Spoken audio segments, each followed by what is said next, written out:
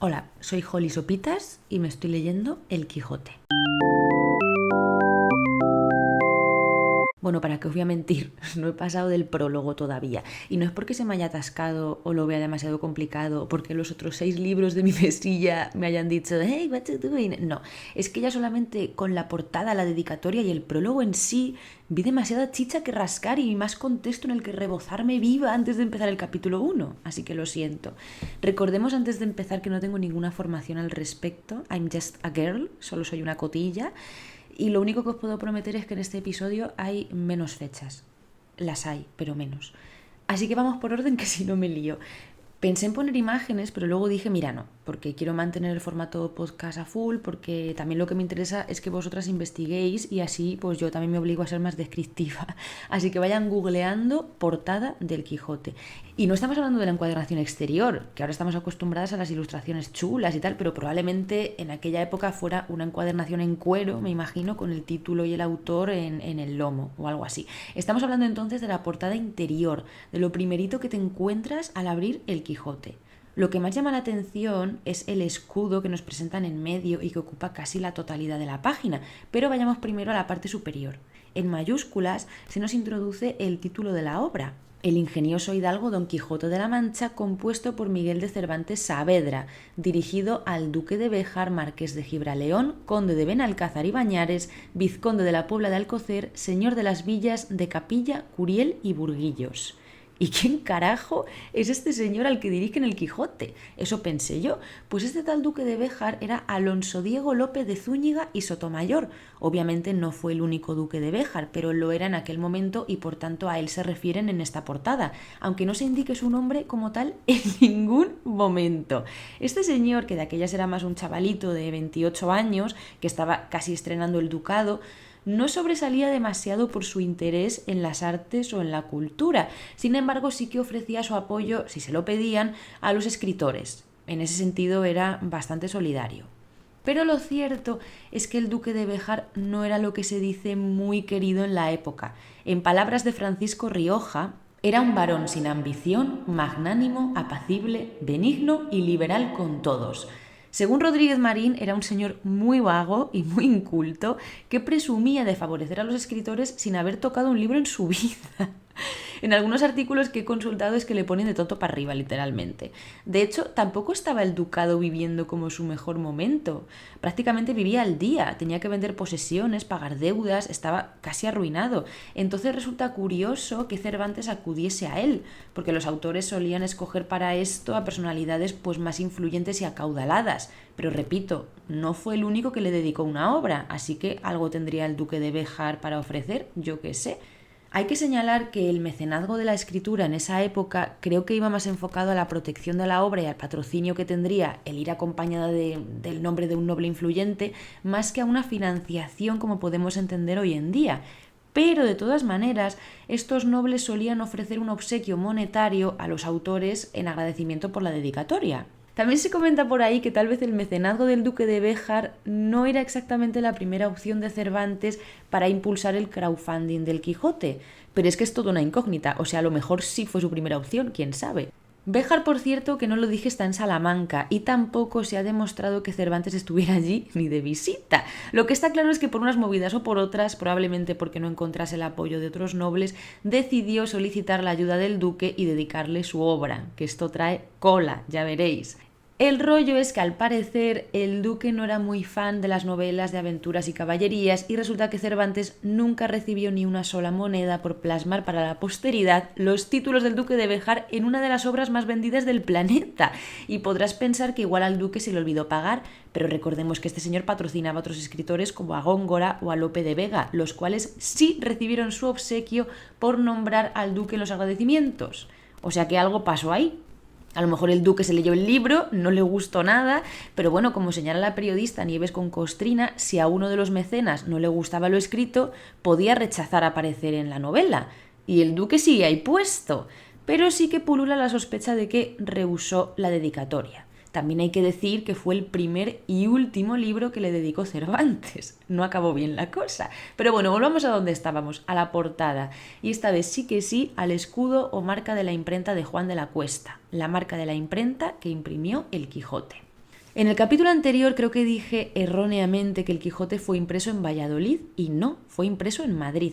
Pero en Valladolid fue donde obtuvo el permiso para hacerlo, donde tuvo que echar unas firmitas, acordar las tasas y todo el resto del papeleo. En Valladolid también fue donde el editor decidiría las características de la impresión, rollo el formato del papel, el tipo de letra, el tipo de papel, todas esas cosas.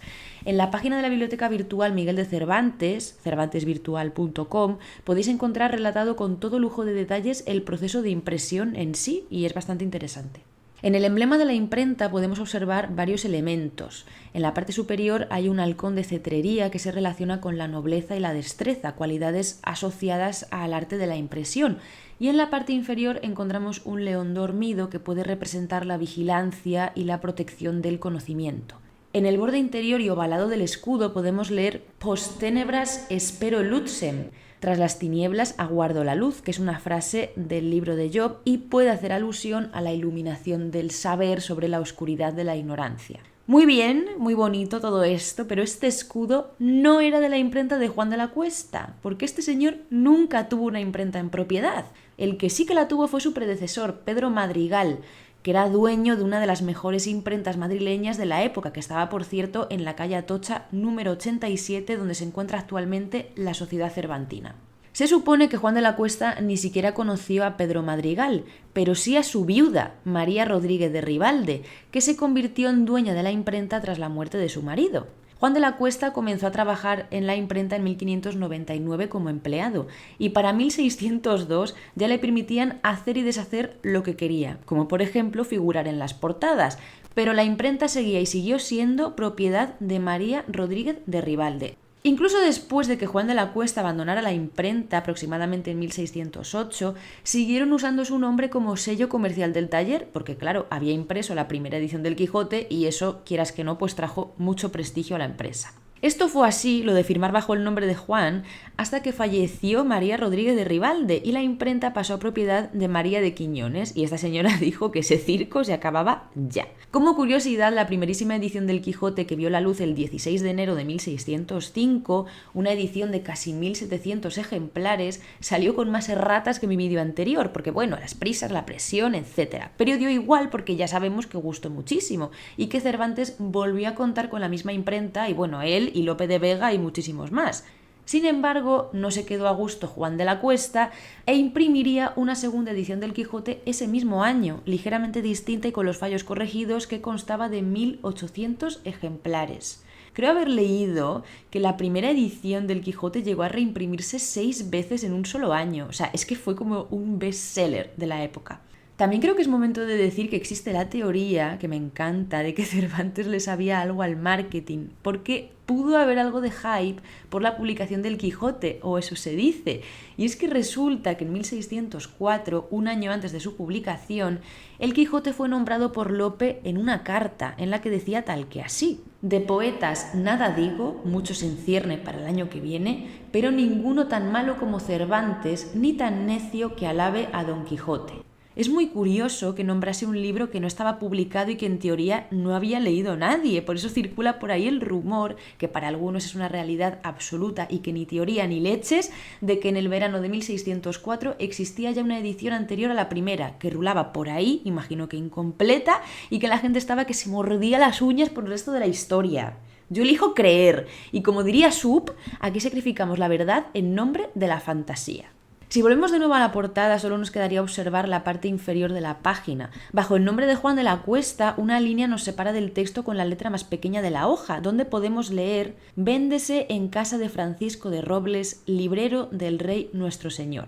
Este señor fue el que pagó los derechos de la primera parte del Quijote por 1.500 reales y se encargó de su edición y su difusión, por lo que se merece cierto crédito también. Todo lo que os dije antes del gramaje del papel, el tipo de letra, etcétera, todo eso lo decidía este señor. Y el padre de este señor, que era Blas de Robles, ya había muerto para aquel momento, pero bueno, fue el librero que pagó la impresión de la Galatea, por lo que ya le unía a Cervantes cierta amistad con la familia Robles. Francisco de Robles era un librero rico, de los más ricos de su tiempo, dueño de una de las librerías más importantes de Madrid en plena calle Mayor y además ostentaba el cargo de librero del rey, que me encantaría que alguien me dijese qué implicaba o por qué otorgaban ese título, que no lo he encontrado. Robles editaría y vendería las venideras obras de Cervantes, excepto las dos últimas, probablemente porque tuvieron alguna pelea por las malas ventas de la segunda parte del Quijote, pero eso nos da igual porque no hemos llegado todavía. Bueno, pues ya hemos hecho una pequeña radiografía de todos los nombrados en la portada del Quijote, que quieras que no, han pasado juntos a la posteridad, todos juntitos, fuesen más o menos cercanos entre ellos. Así que pasamos por fin de página y nos encontramos ante el pequeño y obligatorio párrafo de las tasas, que se incluían todas las obras de la época, que ahora también, pero bueno, no le damos tanto bombo. Las tasas están firmadas por Juan Gallo de Andrada, un escribano de cámara del Consejo de Castilla.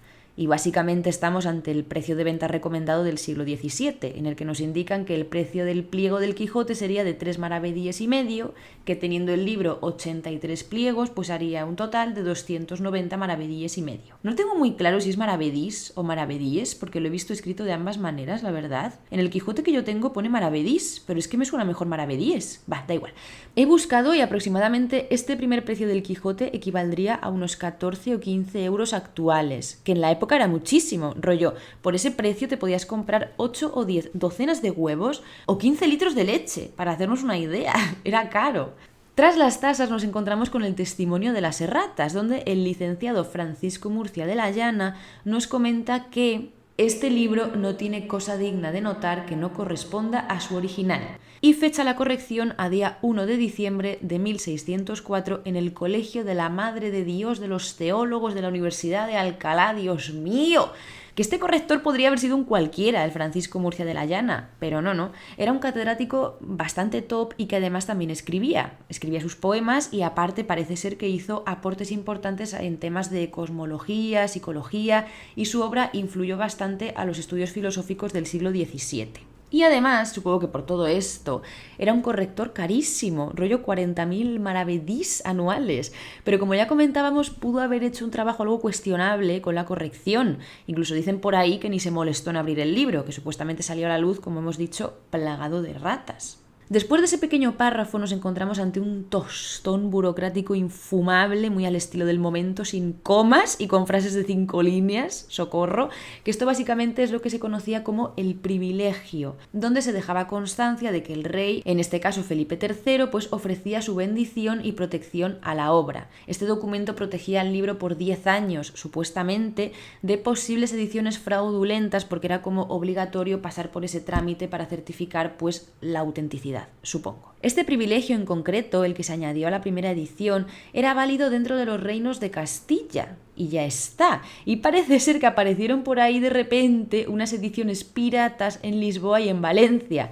Entonces, cuando se hizo la segunda edición, que fue casi inmediata, tuvieron que pedirle al rey que añadiera también al reino de Portugal en este documento. Pero bueno, he dicho ya que esto iba de parte del rey, pero que por supuesto no lo redactaba él. Dicho trámite está firmado por Juan de Amezqueta, por mandado del rey nuestro señor, y este señor era secretario de cámara y atendía pues estos asuntos en los que debían expedir licencias para imprimir libros. De hecho, también hay que señalar que dentro del privilegio de este trámite del que hablamos, se nombra a la obra como libro intitulado Historia del ingenioso Hidalgo de la Mancha. Amezqueta se comió a Don Quijote en el título y Francisco Murcia de la Llana, el corrector, ni se coscó.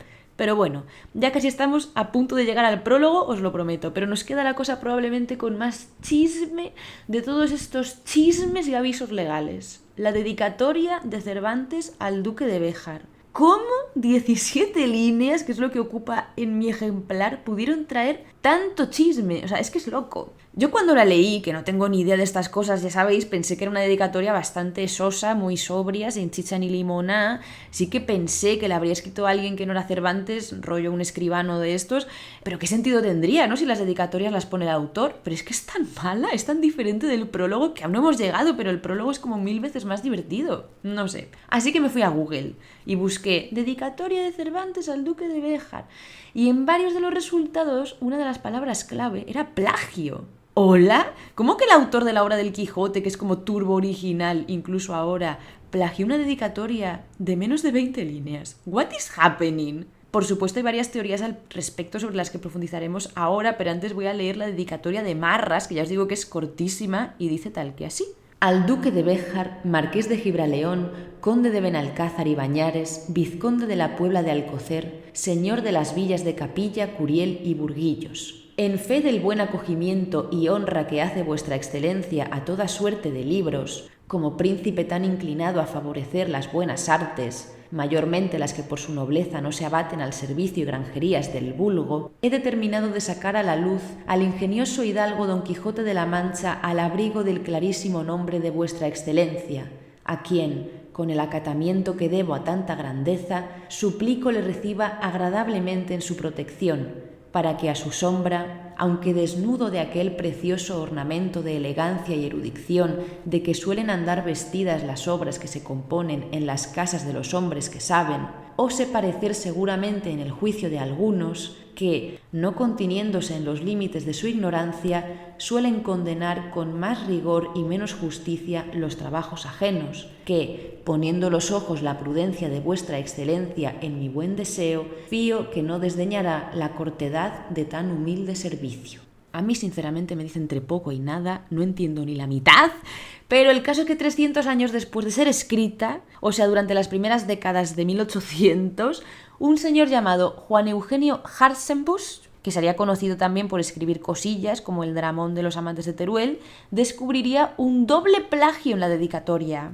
Resulta que un señor llamado Fernando de Herrera publicó las obras de Garcilaso de la Vega en 1580 y se lo dedicó al marqués de Ayamonte, un señor que, by the way, esto no es importante, pero bueno, era pariente del duque de Béjar. El caso es que el comienzo de la dedicatoria de Cervantes coincide en gran medida con la que escribió este señor, y sería doble plagio porque en esa misma obra, en las obras de Garcilaso de la Vega, escribe el prólogo otro señor llamado Francisco de Medina, y de ese prólogo son también algunas de las frases de la dedicatoria. Es como que Cervantes hace una especie de Frankenstein entre los dos. O sea, os recomiendo muchísimo que busquéis todo esto y que comparéis y juzguéis vosotras mismas.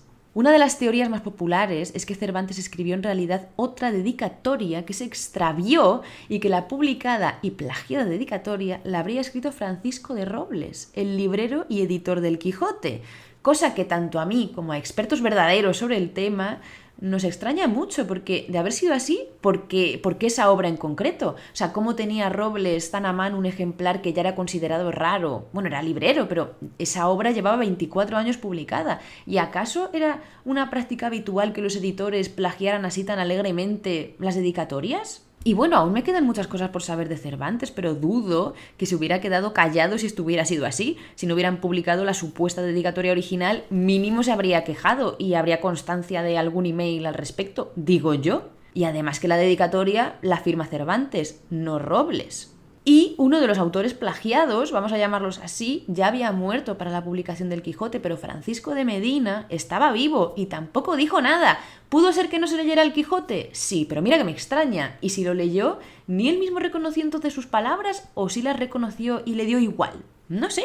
Otra de las teorías es que Cervantes se inspirara explícitamente en esa fuente literaria que a lo mejor era del agrado del duque de Béjar, pues para hacerle la pelotilla, una especie de guiño, e incluso para demostrar que era un hombre leído y que admiraba a los autores anteriores. Puede ser también, es que en realidad puede ser cualquier cosa, porque desgraciadamente a Cervantes, que es el único que lo sabe, pues no le podemos preguntar. Que además no es que esté copiado de manera literal, digamos que mezcla esas frases dentro de su texto y juega con ellas, por lo que sí, a mí sí que me cuadra que fuese a propósito. Según Ignacio Díez, que tiene un artículo publicado muy interesante al respecto, comenta que esta dedicatoria contrasta por su brevedad, su tono frío y distante y sobre todo por su falta de originalidad con respecto al prólogo, que eso también lo digo yo y no soy experta.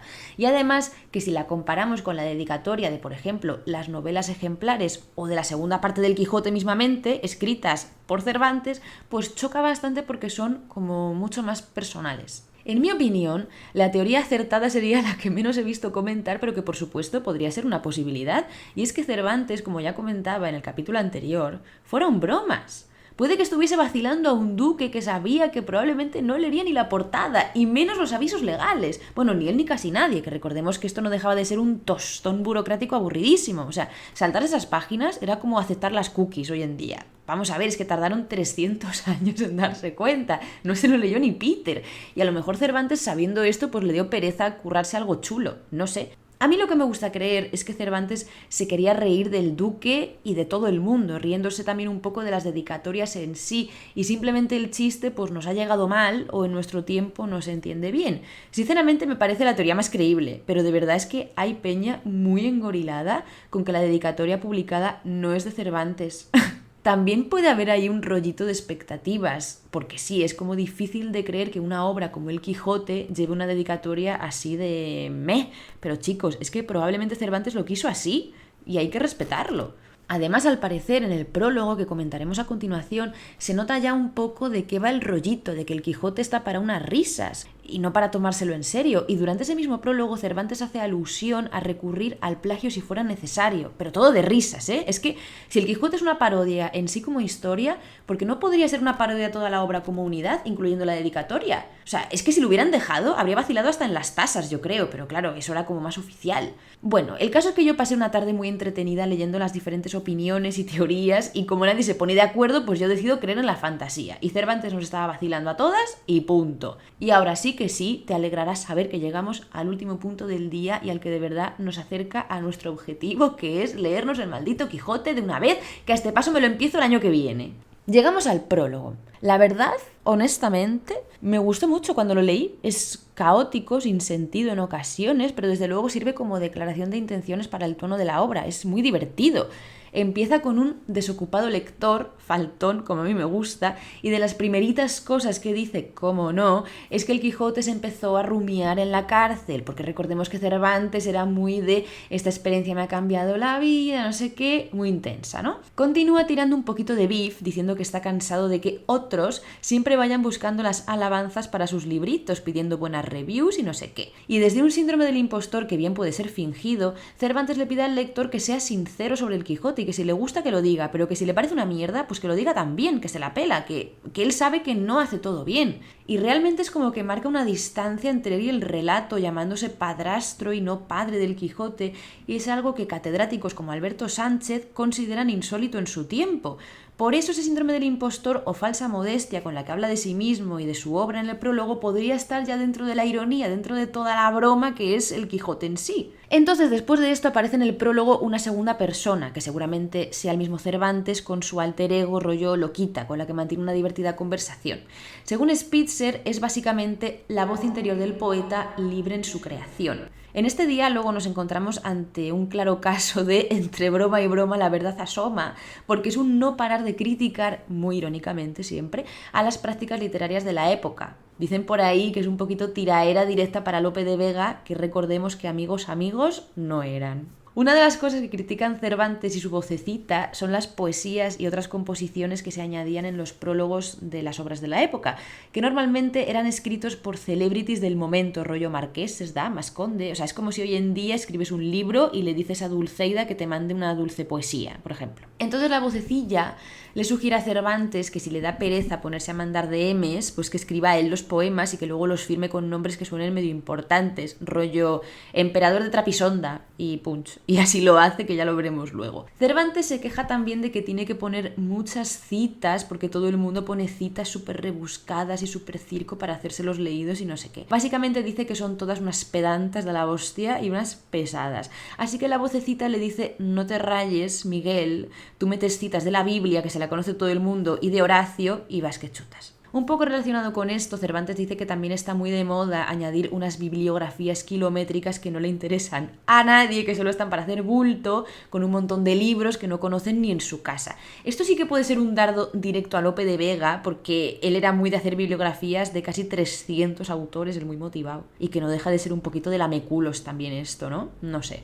En el resto del prólogo, Cervantes nos deja claro que estamos ante una broma y una sátira sobre los libros de caballerías, diciendo cosas como esta obra lleva la mira puesta a derribar la máquina mal fundada de estos caballerescos libros, aborrecidos de tantos y alabados de muchos más. Es un poco una pena que haya que aclarar tanto el chiste, pero si lo hacía, es por algo. Que luego pasa como con el Lobo de Wall Street, que dan por hecho que el público popular va a entender la broma y resulta que no. Así que te entiendo, Miguel, te entiendo. Aunque como dijo Jorge Luis Borges, si un texto correspondiera simplemente a las intenciones del autor, no sería muy interesante. Las intenciones suelen ser limitadas, o mejor dicho, suelen ser circunstanciales. En cambio, lo que uno escribe puede ir más allá. Y es que me vais a negar que cuando escucháis libro de caballerías no pensáis en el Quijote. Yo, de hecho, es que no te sé decir ni uno más. Y, Cervantes tuvo que leer muchísimos libros de caballerías para poder ambientar tan ricamente su chiste. El prólogo termina despidiéndonos con un vale, que es como el pues hoc de la época y que me hizo mucha gracia, pero creo que era bastante común utilizarlo para decir adiós. Y ya está, ya hemos llegado casi al final, a los sonetos que decía Cervantes que le daban tanto lache. Creo que hay un total de 10, 11... 12, bueno, no le he apuntado, pero por ahí, genial. Todos son dedicados o bien al libro o a los personajes del mismo, como a Sancho Panza, Rocinante y etc. Y están firmados por personajes inventados, rollo Urganda la desconocida o el Caballero del Febo. También anda por ahí Amadís de Gaula, que me suena mucho, pero no he querido buscar porque me suena a que es un personaje del libro y no quiero spoilers. No quiero spoilers de un libro publicado en 1605, me dejáis en paz. Aunque bueno, igual me arrepiento ahora de no haberlo buscado, es lo que hay. La triste realidad es que no sé mucho de poesía, así que mi única apreciación es pues que están chulos y que en general son poemas, sonetos, lo que sean, divertidos, que siguen como una línea muy irónica. Pero bueno, no podré aprender a apreciar la poesía en una tarde, pero sí que puedo aprender algo nuevo y eso hice. Resulta que varios de estos poemas siguen una estructura que para mí era totalmente desconocida y es que en cada verso faltaba la última sílaba de la última palabra. Rollo así. Mas si el pan no se te cue por ir a manos de idió, verás, de manos a bo, aún no dar en el cla. Abre la po que parece que va yugú. Yo no entendía nada. Pensé igual, esto estaba hecho como para ser recitado en directo y que fuera el público quien tuviera que completarlo, yo qué sé. Pero bueno, por suerte soy hija de mi tiempo y sobrina de internet, así que lo busqué y encontré un artículo de la Universidad de Buenos Aires firmado por Regula Roland de Langben, en el que descubrí que estos versos tan raros se llaman versos de cabo roto. De hecho, Cervantes ya los llamaba así y lo utilizaba como un juego para el lector, para mantenernos activos, despiertos. Ya os digo que seguro que en su época eran más fáciles de resolver, pero yo he tenido que buscar cómo eran completos porque algunas palabras es que no las sacaba ni de coña. Pero bueno, no fue el único que usó los versos de cabo roto y de hecho se desconoce si fue el primero en hacerlo. A lo mejor era como una cosa bastante común. Pero es como raro porque al completar la palabra se pierde la rima o no sé qué. Si os interesa la poesía de estas cosas, voy a linkearos el artículo que os comentaba para que le echéis un vistazo, que lo explica 1.000.000 de veces mejor que yo. Os lo dejo en la cajita de descripción, como dicen los youtubers. Para terminar este capítulo al que he numerado 0,5, because reasons, voy a leer el soneto que más me ha gustado del prólogo y es el del donoso poeta entreverado a Rocinante, que va con verso de cabo roto, pero yo os lo voy a leer ya como si estuviera completo. Y dice así: Soy Rocinante el famoso, bisnieto del gran Babieca. Por pecados de flaqueza fui a poder de un Don Quijote. Parejas corrí a lo flojo, mas por uña de caballo no se me escapó cebada, que esto saqué al lazarillo, cuando para hurtar el vino al ciego le di la paja. Venga, y ahora ya sí que sí lo digo. Me estoy leyendo el Quijote, que culpa del todo mía tampoco es, porque el capítulo 1 empieza literalmente en la página 50, así que voy estupendamente. La verdad es que los capítulos son bastante cortitos, así que me leeré unos cuantos, ya consideraré y hablaré de ellos en el próximo episodio, que probablemente vea la luz después de todas las fiestas de Navidad, que bueno, que ya que estamos, pues aprovecho para desearos una feliz Navidad y Año Nuevo, que por cierto, en 1605 ya celebraban la Navidad prácticamente igual que nosotros, con sus regalitos y tal, y decoraban hasta las iglesias por dentro con arbolitos, pero creo que justo por estas fechas lo prohibieron, o sea, a saber qué circos se montaban. En fin, muchas gracias por haber llegado hasta aquí, espero que haya despertado al menos un poquito de curiosidad, que hayas aprendido algún dato interesante que soltar sin venir a cuento y que me sigas acompañando en este fregado, que vaya tela, mi crisis de los 30, que no va a terminar nunca, pregunto. Vuelvo a recordar que no soy nada, solo soy una persona curiosa y muy cotilla y que pido perdón de antemano por cualquier cosa errónea que haya podido decir, me hago responsable de mis opiniones y de mis chistes de mierda y por supuesto son más que bienvenidos los comentarios donde se aclaren mis errores, siempre con cariño y con respeto, y donde aportéis algún dato que se me haya podido escapar para seguir saciando nuestra nueva obsesión sobre Cervantes, el Quijote y la madre que lo parió, Leonor de Cortinas, que por cierto, he seguido investigando más sobre ella y a lo mejor hay que hacer un especial spin-off Leonor de Cortinas, no sé. Es que se trae unas tramuelas. En fin, yo me callo ya. Así que gracias y hasta pronto.